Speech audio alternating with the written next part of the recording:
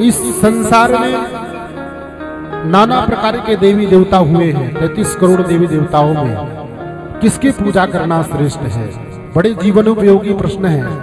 हर व्यक्ति के मन में ये प्रश्न होता है कि भगवान श्री राम को पूजूं, भगवान श्री कृष्ण को मानूं, या बड़े देव स्वामी को मानूं, या माँ शारदा को मानूं। हर व्यक्ति के मन में ये प्रश्न आता है। उसका उत्तर देवहूति महारानी से कपिल भगवान दे रहे हैं। कपिल भगवान ने कहा कि माताश्री, जिस पर जैसे एक वृक्ष का उदाहरण देकर के बोले, एक वृक्ष कि नाना प्रकार एक तना एक ही होता है और जड़ें अनेक होती हैं, शाखाएं होती हैं, पत्ते होते हैं, डालियां होती हैं, टहनियां होती हैं। ठीक उसी प्रकार से सर्वसमर्थ श्रीमन नारायण है और जितने भी अवतार भगवान के हैं 33 करोड़ देवी और देवता, सब भगवान को, जैसे आप जल वृक्ष में दे, जड़ में जल दे, क्या एक एक पत्ते में जल तो दिया नहीं जाता? कोई उर्वरक खाद अगर देते हैं तो जड़ में ही डालते हैं। ठीक इसी प्रकार से कपिल भगवान ने देवहूति महारानी को, अपनी 9 बहनों को, समस्त श्रोताओं को समझाते हैं कि ठीक उसी वृक्ष की तरह जो भी, चाहे वो आप शारदा जी मैया को पूजे, या बड़े देव स्वामी जी को पूजे, या हनुमान जी महाराज को पूजे, जिस पर आपकी अनन्य निष्ठा और विश्वास हो उसी को आप पूजे, उसी को आप माने। ठीक उसी वृक्ष की तरह सब प्राप्त भगवान को ही होता है, श्रीमन नारायण को ही होता है। और कपिल भगवान सुंदर उपदेशों का वर्णन करते हुए, पुनरपि जन्मम पुनरपि मरणम पुनरपि जननी जठरे संयम, सबसे बड़ा कष्ट भैया मानव का आने जाने का जो कुचक्र है, ये मिट जाए तो मानव सुखी, जीव सुखी हो जाए।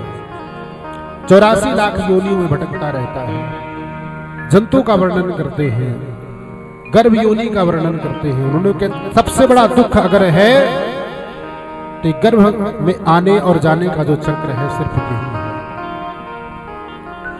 84 लाख योनियों में मानव भटकता रहता है और इस भटकाव से मुक्ति कब मिले? जब गोविंद की कृपा हो, तभी संभव है। और मानव जब इस गर्भ में आता है, उसको इतनी यातनाएं होती, इतना कष्ट होता है।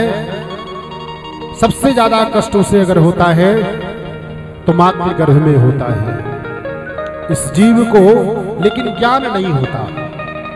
जब तक मातृ गर्भ में वो रहता है तब तक उसको ज्ञान रहता है, और जैसे वो मातृ गर्भ से बाहर आता है सांसारिक प्रपंचों में फंस जाता है।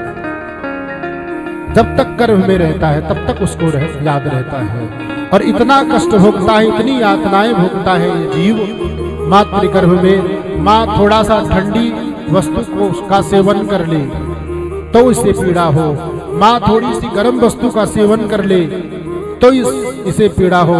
इसलिए भैयाओ, इस व्यासपीठ से निवेदन करूं कि हर पुरुष, हर पुत्र का कर्तव्य है स्त्री का सम्मान करे, माँ का सम्मान करे। क्यों? कि हमें आपको जन्म देने के लिए 9 महीने गर्भ में मां अपने उदर में रखती है, कितनी यातनाएं भोगती है, कितना कष्ट भोगती है, और फिर हमें आपको जन्म देती है। और उस माँ को, इसके बावजूद भी उस माँ की सेवा नहीं करते, उस माँ का सम्मान नहीं करते, उस माँ का आदर नहीं करते।